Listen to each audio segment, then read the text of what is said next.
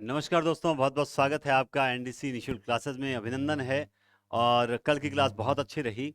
आज की क्लास में हम आगे बढ़ेंगे तद्धित प्रत्ययों की ओर। उससे पहले आपसे मैंने कल एक राय पूछी थी कि जैसे ही आपके प्रत्यय कंप्लीट हो जाएं उसके बाद क्या एक बढ़िया टेस्ट होना चाहिए या नहीं होना चाहिए। आप में से बहुत से स्टूडेंट्स ने जवाब दिया कि सर बिल्कुल एक प्रैक्टिस सेट करवाया जाए। थोड़ा सा उससे क्या हो, सक्रियता बनी रहती है हम शिक्षण विधियों में जैसा कि पढ़ते हैं। और उसके बाद जैसे ही व्याकरण कंप्लीट होने पे आएगी तो उसके बाद हम शिक्षण विधियों की ओर चलेंगे। तब तक आप तक मैंने जैसे कल चर्चा की कि आप तक मेरी बुक भी पहुंच जाएगी। ठीक है, तो हम चलते हैं। इसके अलावा दोस्तों आपको एक न्यूज़ दे देना चाहता हूं कि सेकंड ग्रेड फर्स्ट पेपर की भी नई टेस्ट सीरीज ऑफलाइन स्टार्ट हो रही है। वो ऑनलाइन भी, ऑनलाइन जिन्होंने परचेज कर रखी है उनको सारे पेपर उसी चार्ज में मिलेंगे, उनसे एक्स्ट्रा चार्ज नहीं लिया जाएगा। कहते हैं ना कि भूत सवार तो नरेंद्र दान चारण को भी है कि ज्यादा से ज्यादा भला हो। ठीक है, पहली प्राथमिकता जरूर नहीं है हमारा पैसा, और कभी रहेगी भी नहीं। तो जिन्होंने भी ऑनलाइन हिंदी पॉइंट एप्लीकेशन पर first paper, second grade first paper GK की टेस्ट सीरीज ले रखी है जिसमें लाइव टेस्ट होते हैं प्लस पीडीएफ पेपर मिलते हैं, वो एक टेस्ट सीरीज का चार्ज दिया था उनसे। लेकिन अब हम जो नई टेस्ट सीरीज शुरू करने जा रहे हैं, आप सभी को उसी चार्ज में आगे के पेपर भी कंटिन्यू मिलते रहेंगे, आपसे एक्स्ट्रा चार्ज नहीं लिया जाएगा। तो और एक साथ चीज और बता दूं कि आपने अगर अब तक नहीं परचेज किया तो उसे जरूर परचेज करें, क्योंकि चूंकि एक टेस्ट सीरीज के पेपर मिल रहे हैं, दूसरी टेस्ट सीरीज के पेपर भी मिलेंगे, तो ऑब्वियसली दो टेस्ट सीरीज हो गई। तो एक तरह से देखा जाए तो दो टेस्ट सीरीज का मूल्य हो जाता है। तो वो हम ले नहीं रहे। जिन्होंने पहले हम पर विश्वास किया, ज्वाइन किया और बढ़िया टेस्ट दिए हमने, ये तारीफ हमें बहुत अच्छी मिली। तो अब उसका थोड़ा मूल्य 100-150 रुपए और बढ़ जाएगा। तो इस बात का विशेष ध्यान रखें, अभी जो चार्ज है उसमें परचेज करने का प्रयास करें। जैसे ही वो टेस्ट सीरीज स्टार्ट होगी उसका मूल्य बढ़ जाएगा, तो आप कम चार्ज के अंदर उसे अभी परचेज करें। नंबर एक बात, इसी तरह से हिंदी की टेस्ट सीरीज है वो भी। इसके अलावा रीट की भी बहुत बढ़िया टेस्ट सीरीज चल रही है और एक नई टेस्ट सीरीज स्टार्ट हो रही है, उनको भी उसी चार्ज में वो टेस्ट सीरीज मिलेगी। इसके अलावा फर्स्ट ग्रेड फर्स्ट पेपर और सेकंड पेपर की बहुत जल्द online offline test series start होने वाली है, जिसकी सूचना आपको यूट्यूब माध्यम से एक दो दिन के अंदर मिल जाएगी। बहुत बहुत धन्यवाद। तो अब चलते हैं हम अपने टॉपिक की ओर। चलिए, तो हम प्रत्यय कर रहे थे और हमने कर्त प्रत्यय कंप्लीट कर लिए थे। उसके बाद जो है हम तद्धित प्रत्यय की ओर बढ़ रहे थे।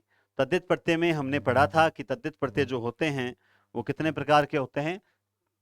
6 प्रकार के। यानी इसके भेद जो हैं वो कितने भेद होते हैं? इसके 6 भेद होते हैं। क्लियर है?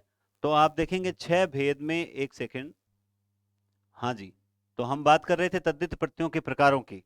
तो तद्धित प्रत्ययों के प्रकारों में 6 प्रकार थे: कर्तृवाचक, भाववाचक, संबंधवाचक, अप्रत्ययवाचक और उन्नतावाचक, स्त्रीबोधक। तो अब आगे चलते हैं। सबसे पहले बात करते हैं कर्तृवाचक। उसमें भी कर्तृवाचक था। उसमें धातु से, जैसे धातु से जो है वो कर्ता सूचक शब्द बन रहा था। इसमें संज्ञा सर्वनाम विशेषण से बने। जैसे लोहा, लोहा से क्या शब्द बना? लुहार। मैंने कल भी आपको एक क्लास में एक बात बताई थी कि जहां ओ होगा वहां क्या बन जाएगा? ऊ बन जाएगा, है ना? तो ये चीज देखिए, लोहा प्लस आर, लुहार। ऐसे ही देखिए सोना, सोना से क्या बन गया भाई? सुनार, है ना? तो ये कुंभ से कुम्हार, गंवार। अब कई स्टूडेंट पूछते हैं सर गंवार में मूल शब्द क्या होगा? गांव होगा। भाई सीधी सी बात है, गांव प्लस आर, शब्द क्या बना? गंवार बना, है ना? शब्द क्या बना? गंवार बना। गांव में रहने वाला गंवार। इस गंवार का मतलब कभी भी यह न समझे कि इस गंवार का मतलब अनपढ़ है, ऐसा नहीं है। गंवार का मतलब अनपढ़ नहीं। जो शहर में रहता है वो शहरी है, नगर में रहता है वो नगरीय है। वैसे ही जो गांव में रहता है वो गंवार है। जरूरी नहीं, हम सब गंवार हैं क्योंकि हमारा सबका बैकग्राउंड गांव ही है। तो जो गांव में रहने वाला है वो गंवार है, इसका मतलब कभी भी अनपढ़ या जाहिल से नहीं लिया जाता है। ये ठीक है, एक फिर ये गंदी फिल्मों, मैं फिल्मों को, हिंदी फिल्मों को मोस्टली गंदी कहूंगा कि रीजन क्योंकि आजकल चल रहे हैं बस गंवार शब्द एक यूज किया जाता है अनपढ़ व्यक्तियों के लिए। नहीं, ऐसा कुछ नहीं है, ऐसा कुछ नहीं है। गंवार गांव में रहने वाला गंवार। मैं खुद कह सकता हूं कि मैं गंवार हूं, मुझे कहने में ये कोई अतिशयोक्ति नजर नहीं आती। बिल्कुल फिल्में गंदी है, अच्छी शिक्षा देने वाली फिल्में तो बहुत कम बनती है। उनको देखे, जैसे आपको बताऊं, अगर मैं एक पर्सनल अनुभव अगर आपसे शेयर करूं, तो जब मैं सेकंड ग्रेड की तैयारी कर रहा था तो उस दौरान एक होता है, लोग है ना मानते नहीं इस चीज को, मोटिवेशन वगैरह को। तो मैंने अपने रूम में जैसे मोटिवेशनल थॉट्स होते हैं जो, तो उसे गूगल से सर्च किए और उसका प्रिंट आउट निकलवाया और जहाँ अपनी टेबल वगैरह होती है, आपने देखा होगा कभी आईएएस की तैयारी करने वाले स्टूडेंट्स होते हैं, उनके टेबल के आसपास ऐसे लगे हुए होते हैं। तो मैंने काफी मोटिवेशनल थॉट्स को लगा लिया। अब लगातार जब वो चीज हमारे आंखों के सामने रहती है, लगातार हम उसमें never never give up, do good, do better वगैरह वगैरह जो लगा होता है, तो उससे हमें अभिप्रेरणा मिलती है। ऐसे ही कई बार जब पढ़ते पढ़ते थोड़ी सी हल्की सी थकान महसूस होती थी, तो मैं देखता था भाग मिल्खा भाग, जो बहुत अच्छी मूवी लगती है।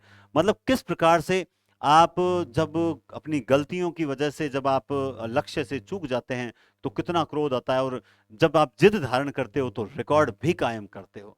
तो मैंने भाग मिल्खा भाग शायद तैयारी के दौरान 8 से 10 बार देखी थी। वो टाइम वेस्ट नहीं था, क्योंकि रात को आराम से देखना और उसके बाद एक नई ऊर्जा का संचार होता है। ऐसे ही कई बार मैंने महेंद्र सिंह धोनी की जो मूवी थी वो भी मैंने देखी थी। ऐसे ही मैं आपको बताऊं, आपने सुना होगा, मांझी का नाम सुना होगा, द मांझी माउंटेन, जब तक तोड़ेंगे नहीं तब तक छोड़ेंगे नहीं। उस पिक्चर को भी मैंने बहुत बार देखा है। लेकिन देखा ऐसी मूवीज को है जो वास्तव में हिंदी सिनेमा जगत की बहुत बढ़िया मोटिवेशनल मूवीज हैं, जो हमें कुछ नया करने, कुछ ऊर्जा का संचार करती है। बाकी तो जय सिया राम है ना, तो मैं उनको गंदी मूवी कहूंगा। चलिए आगे आप देखिए। तो बिल्कुल आप, मैं ये कहूंगा भाग मिल्खा बहुत अच्छी मोटिवेशनल मूवी है, महेंद्र सिंह धोनी। मांझी माउंटेन तो जबरदस्त मूवी लगती है मुझे। ठीक है, तो हम चलते हैं आगे पर्सनल बातों से।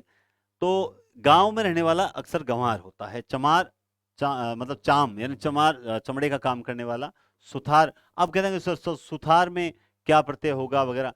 सुथार शब्द में भी आर ही प्रत्यय है, इसमें कोई कंफ्यूजन नहीं है। कोई कहता है मूल शब्द, नहीं, ऐसा नहीं है, ये ऑथेंटिक किताबों से लिया हुए शब्द हैं।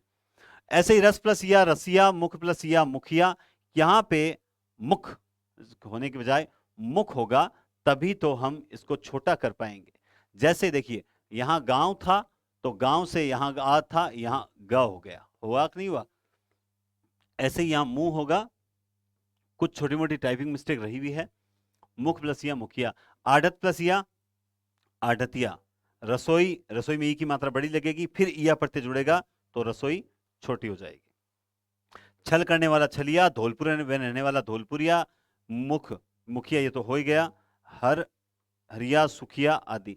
ठीक है, इसमें कुछ शब्द अच्छे हैं, कुछ एकदम नॉर्मल शब्द हैं। काम प्लस ई कामी। भेद, आप नोटिस कर सकते हैं ये सारे शब्द संज्ञा सर्वनाम विशेषण अवयव में से है। ठीक है, जैसे भेद प्लस ई भेदी, माल प्लस ई माली, घास प्लस एरा घसेरा। अब आपने देखा होगा वहां कर्तरी प्रत्ययों में भी एरा प्रत्यय आया था। तो वहां जैसे कमाना क्रिया होती है ना, तो कमा में एरा प्रत्यय लगा था, तो एक शब्द बना था कमेरा, कमाने वाला कमेरा। तो यहां पे कमा जो शब्द था वो कर्तरी था, मतलब यूं कह सकते हैं कि धातु था। लेकिन यहां पर क्या है, यहां पर तो घास है, घास संज्ञा है, और एरा प्रत्यय लगा तो शब्द क्या बना, घसेरा। तो अब आपसे वो सारे एरा शब्द के ही पूछ सकता है, लेकिन पूछेगा कौन सा असंगत है, तो आपको ये देखना होगा कौन सा तद्धित है और कौन सा कर्तरीवाचक है। चित्र प्लस एरा चितेरा, ठठेरा, बसेरा, लखेरा, भाई लाख का पति है ना, लखेरा। ऐसे ही गुण प्लस वान गुणवान, धन प्लस वान धनवान, गाड़ी प्लस वान गाड़ीवान। ये सारे भी इसी के उदाहरण आते हैं। आगे चलते हैं।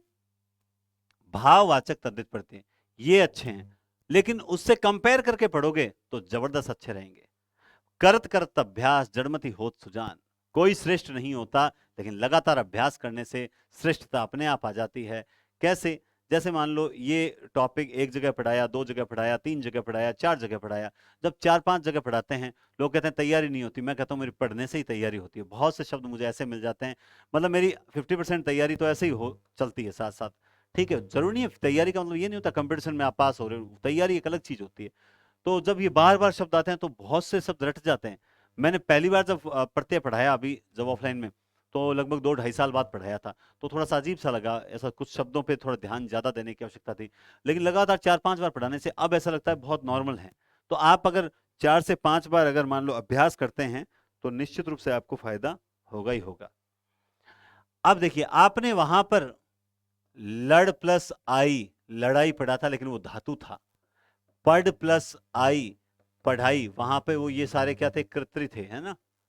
मतलब कर्तरीवाचक में जो थे भाव थे, लेकिन यहां धातु था। यहां क्या है, विशेषण है, विशेषण विशेषण विशेषण। तो देखिए, बुरा प्लस आई बुराई, भलाई, अच्छाई, ऊंचाई, है ना। ऐसे ही मिठाई, सफाई, चतुराई, और खुदाई। ऐसे ही बूढ़ा प्लस आ बुढ़ापा, मोटा प्लस आ मोटापा, बहिन प्लस आपा बहिनापा। अब बताओ बहिनापा भी कोई शब्द होता है? अब हम इसको अजीब सा मान ले। अरे अजीब सा कैसे? हमने सुना नहीं है, इसका मतलब ये नहीं है कि वो शब्द होता ही नहीं है। खट्टा प्लस आस खटास, खट्टा प्लस आस खटास। कुछ तो स्टूडेंट ऐसे हैं यूट्यूब पे, मुझे याद आ गया, मेरे पास एक कोई बढ़िया उदाहरण आया था, जो खुद तो मेरी क्लास देखते हैं, रेगुलर देखते हैं, मुझे पता भी है, और कोई पूछता है तो कहता है नहीं नहीं ठीक ठीक पढ़ा हुआ है, कोई ज्यादा खास को नहीं। हाँ हो सकता है ठीक ठीक पढ़ा रहा हूँ, चलो ठीक ठीक तो पढ़ा रहा हूँ, कोई दिक्कत वाली बात नहीं है। कम से कम नियमित नियमित आपको ऐसे शब्दों से परिचित करवा रहा हूं जो पेपर में आने की दृष्टि से इंपॉर्टेंट है। तो ऐसा ना सोचें खुद अगर पढ़ रहे हो तो दूसरों को भी कहें कि नहीं, वास्तव में आपको टॉपिक जो है वो आपका क्लियर हो जाएगा। ऐसा तो नहीं है प्रत्यय में से सिर्फ एक क्लास ली और प्रत्यय खत्म करवा दिए, बल्कि बढ़िया तरीके से आपको स्टेप बाय स्टेप और धीरे धीरे लेकर चल रहा हूं। ऐसे ही देखिए, रक्त प्लस इम रक्तिम, लाल प्लस इमा लालिमा। ये रक्तिम तो शायद गलत हो गया, कैसे? ये विशेषण बन रहा है, ये भाव तो है ही नहीं, और हम क्या पढ़ रहे हैं भाई? हम भाववाचक पढ़ रहे हैं, है ना?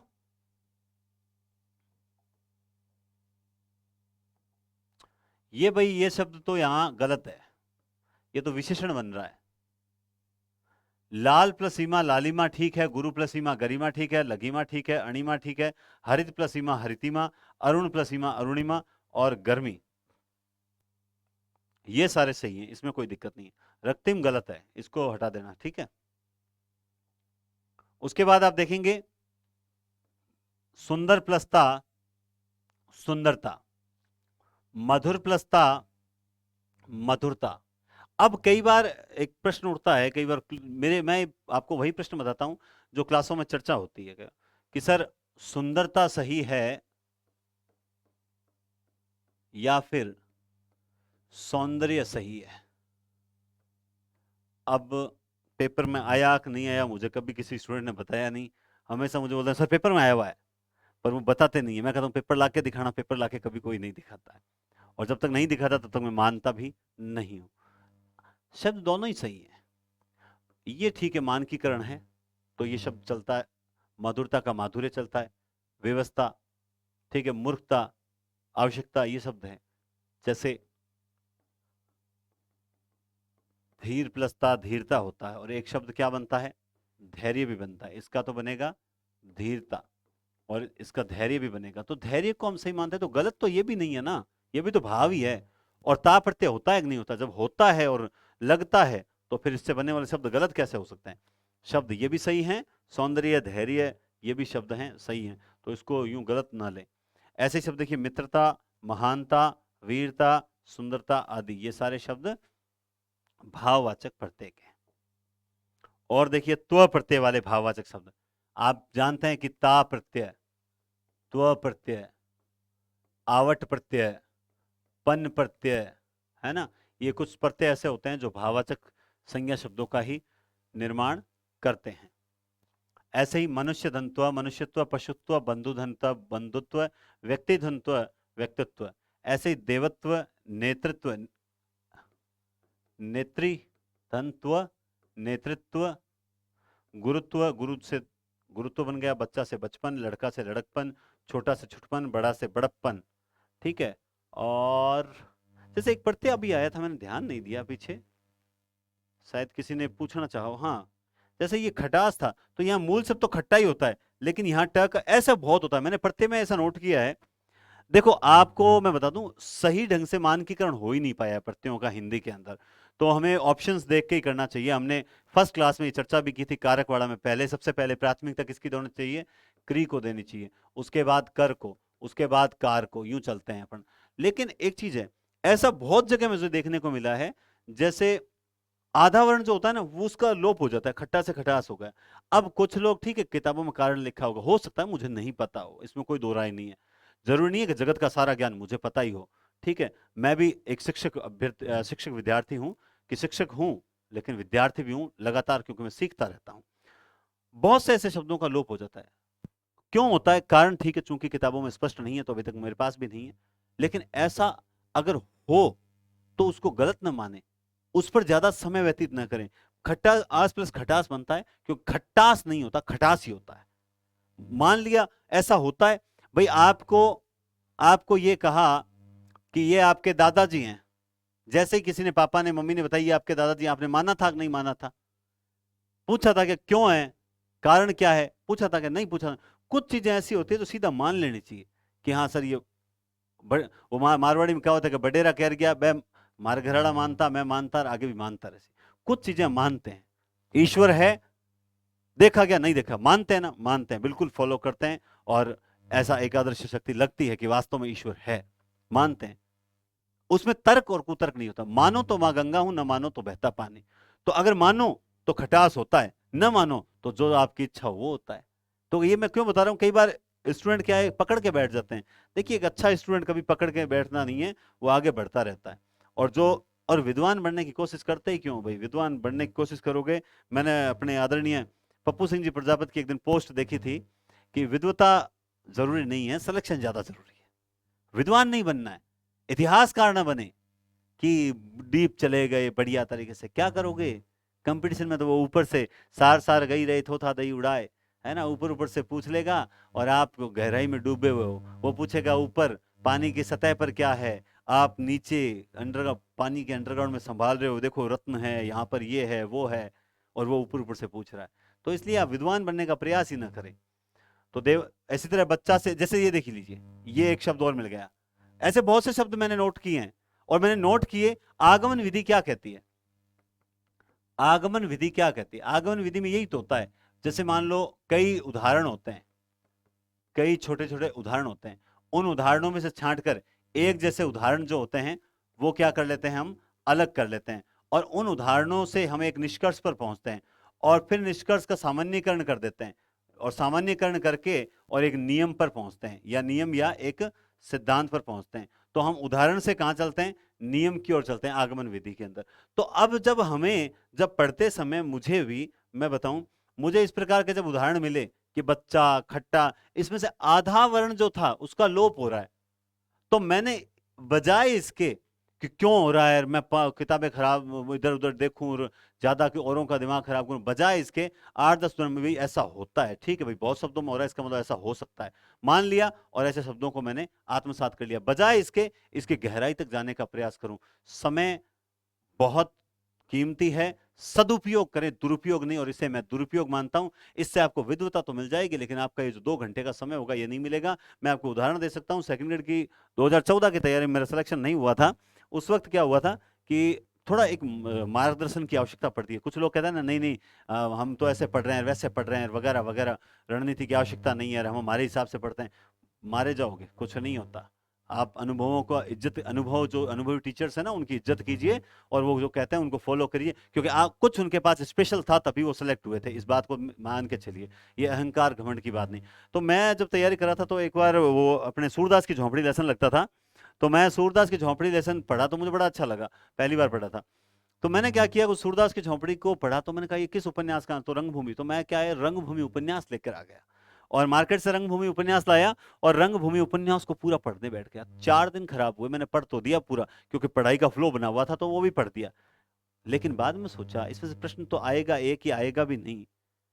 अच्छा तो लगा, लेकिन क्या आनंद प्राप्त करने का यही समय था? मैं एग्जाम के बाद में भी तो पढ़ सकता था, छुट्टियों में पढ़ सकता था। वो 4 दिन नुकसान। उसके बाद मैंने समझा कि टॉपिक को टॉपिक की तरह पढ़ो। सिलेबस क्यों जारी करती है आरपीएससी? आरपीएससी आपको सिलेबस के अंदर ये क्यों सीधा यूं नहीं लिख सकती क्या, हिंदी साहित्य का इतिहास इतना ही लिख सकती है ना? वो टॉपिक क्यों देती है? वो सीधा संपूर्ण हिंदी व्याकरण लिख के छोड़ सकता है ना, 4 ही पॉइंट लिख दे, काव्य शास्त्र, संपूर्ण हिंदी व्याकरण, लेकिन वो सिलेबस बांट क्यों बांटता, कि हम उसके, वो सभ्यताएं जब देती है तो 4 सभ्यताओं के नाम लिख देती है, ताकि आपको वही पढ़नी है।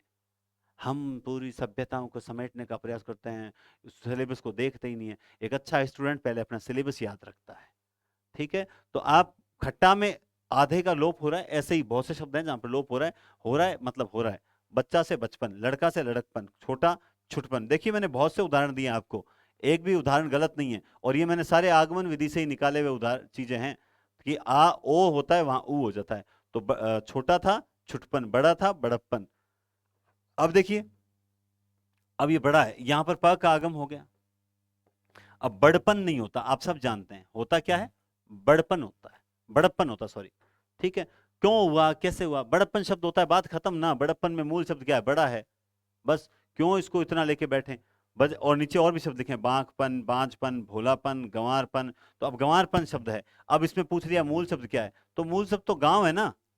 गांव में फिर आर प्रत्यय जुड़ा और फिर क्या जुड़ा, पन प्रत्यय, तो गंवारपन इससे बना है ना, इससे बना ना गंवारपन। तो आपसे अगर यूं पूछा जा सकता है कि किस शब्द में एक से अधिक उपसर्ग हैं, तो ऐसा भी तो पूछा जा सकता है किस शब्द में एक से अधिक प्रत्यय हैं। ऐसे बहुत से शब्द आते हैं, तो आप इन चीजों का भी ध्यान, पेपर में क्या आ सकता है तैयारी, उसको ध्यान में रखते हुए करिए, न कि आपको कितना पढ़ना है, कितना जल्दी विद्वान बनना है, उसको ध्यान में रख के करें।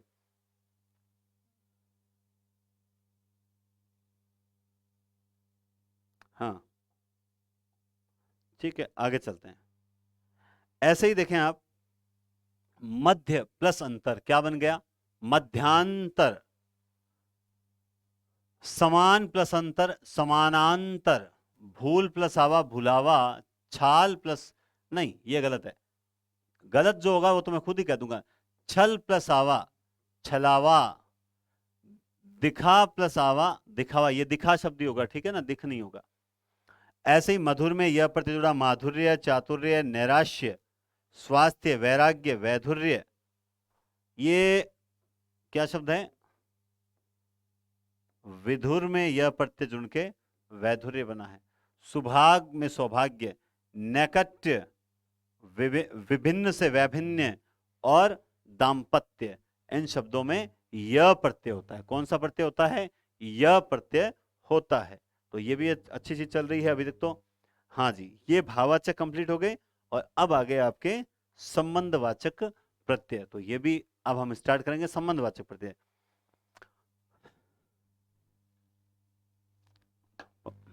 बस एक सेकंड पानी पी लूं।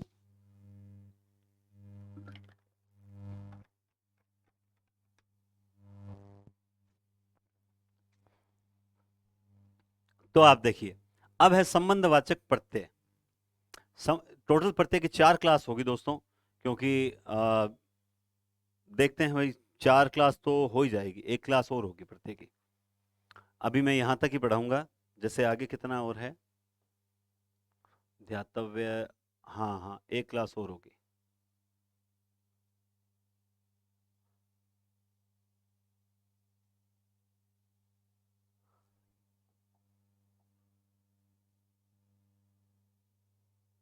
आगे ज्यादा चले गए हैं ना। ये रहे संबंधवाचक, संबंधवाचक प्रत्यय। हाँ जी, तो संबंधवाचक प्रत्यय की बात कर रहे थे। संबंधवाचक क्या होता है, इन प्रत्ययों के लगने से संबंधवाचक शब्दों का निर्माण होता है। संबंधवाचक काका काकी है ना, सारे यहीं आ जाएंगे, आपके रिश्तेदार सारे यहीं आएंगे।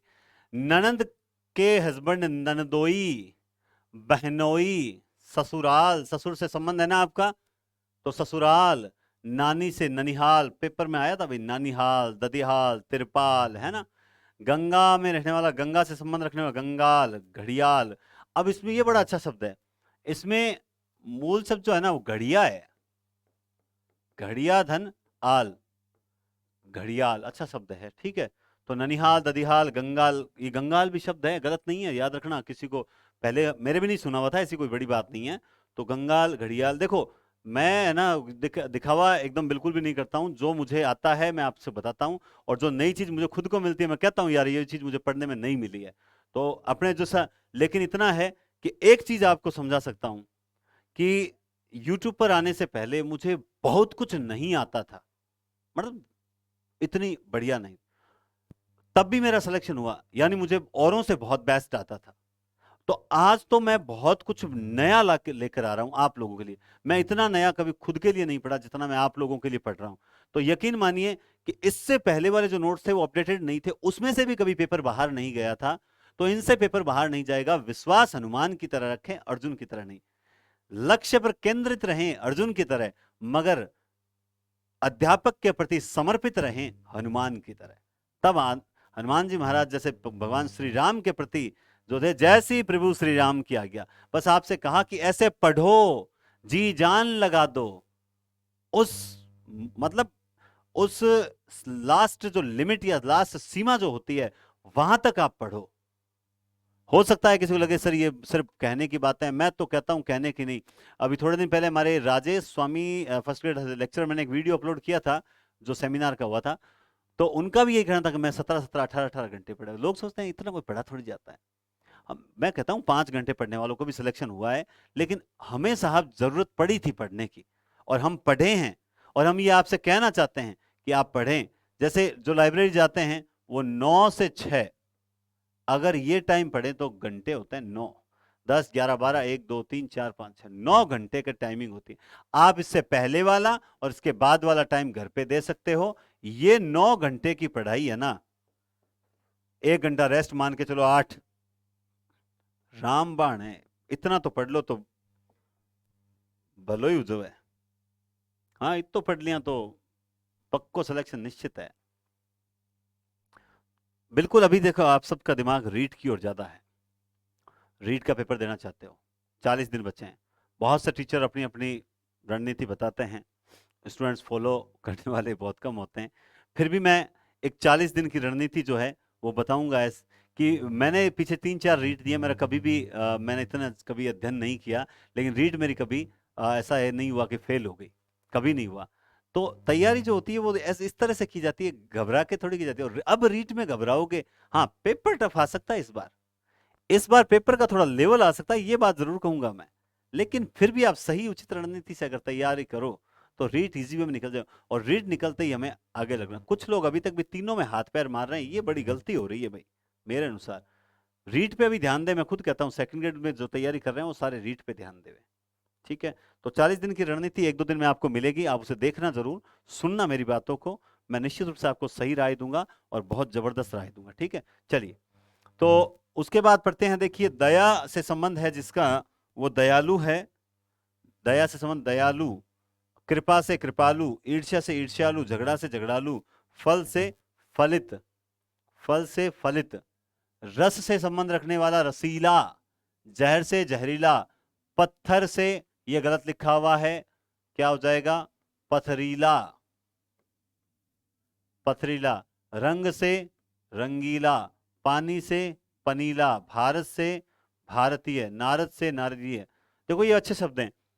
निम्न में से कौन सा संबंधवाचक प्रत्यय युक्त शब्द नहीं है, इस प्रकार से मान लो कोई प्रश्न बने तो देखिए नारदीय, भवदीय, पाणिनीय, भारतीय, ये सारे संबंधवाचक है। पाणिनी से संबंध रखने वाला पाणिनीय, भवत धनीय होता है इसका, नारद धनीय और भारत धनीय। तो ये अच्छे शब्द हैं। अन्य में जो लिखा है ना, मैंने क्यों लिखे हैं, क्योंकि मैंने जब किताबें पढ़ी तो मुझे कुछ लगा कि यार ये शब्द भी अच्छे हैं, तो कम से कम किसी को ऐड करके तो देवें, ताकि कोई पढ़ने वाला, भाई 1000 जने आप पढ़ते हो रेगुलर, 1000 में से कोई 100 भी स्टूडेंट ये हो कि सर वास्तव में हमारे लिए तो आपकी क्लासेस रामबाण है, आपकी क्लासेस हमारे लिए बहुत कुछ है, तो बहुत बड़ी बात होती है साहब। मेहनत तो कभी बेकार नहीं जाती, मुझे पता है मेरी मेहनत भी बेकार नहीं जाएगी। और बहुत जल्द मैं आपको पुस्तक के रूप में नोट्स अवेलेबल करवाने का सोच रहा हूं। ठीक है, हाँ जी। तो विष धनेला विशेला, श्रेष्ठ धनतर श्रेष्ठतर, कठिन धनतर कठिनतर, ऐसे ही अधिकतर, उच्चतर, निम्नतर, सूक्ष्मतर, बृहत्तर, लघुत्तर, ये सारे शब्द भी होते हैं। तो ये जैसे आहट प्रत्यय, आवट प्रत्यय, ईय प्रत्यय, अन्य प्रत्यय, तर प्रत्यय, ये सारे इंपॉर्टेंट होते हैं। आराम से लाइब्रेरी में बैठे बैठे क्लासें देखा करो ना, मजा आ जाएगा। और थोड़ा बहुत ऐसे मतलब बोरिंग भी नहीं होगी। जैसे नींद आने लगे बढ़िया क्लास चला लो कि सर क्या कह रहे हैं, सुनते हैं, तो भी आपका आनंद आ जाएगा। ठीक है, तो ये सारे संबंधवाचक प्रत्यय हैं। ध्यातव्य, ये अब हम अप्रत्यय की ओर बढ़ रहे हैं। तो आज की क्लास को मैं यहीं समाप्त करूंगा, आधे घंटे की क्लास हो चुकी है और आपको बढ़िया एंटरटेनमेंट भी हुआ होगा, क्योंकि मैं थोड़ी बहुत बीच में फालतू बातें कर देता हूँ। हाँ, वो एंटरटेनमेंट हो रहा होगा आपका। और हम कल प्रत्यय की शायद लास्ट क्लास लेंगे, उसके अंदर प्रत्यय कंप्लीट करवा दूंगा। फिर आपको जैसा कि मैंने कहा है एक बढ़िया टेस्ट होगा, लेकिन आपको 1000, देखो मैं एक अकेला चल दिया, लोग आते रहे, कारवां बनता गया। आप इन 5-7 दिनों में, मेरी क्लासेस रेगुलर आ रही है, आपने कहा था सर क्लासेस रेगुलर लिया करो, मेरी क्लासेस रेगुलर आ रही है, तो आप भी मेरा पूरा साथ देंगे और बढ़िया तरीके से मेरा सहयोग करेंगे, ज्यादा से ज्यादा शेयर करेंगे, सभी स्टेटस लगाएंगे। मुझे जब भी मैं स्टेटस देखूं, टाइम मिले, तो मुझे मेरा यूट्यूब चैनल का टेलीग्राम जो ये लिंक है वीडियो का, ये नजर आना चाहिए। देखो इतने गुरु दक्षिणा की उम्मीद तो मैं आपसे कर सकता हूं। ठीक है, बहुत बहुत धन्यवाद, टेक केयर।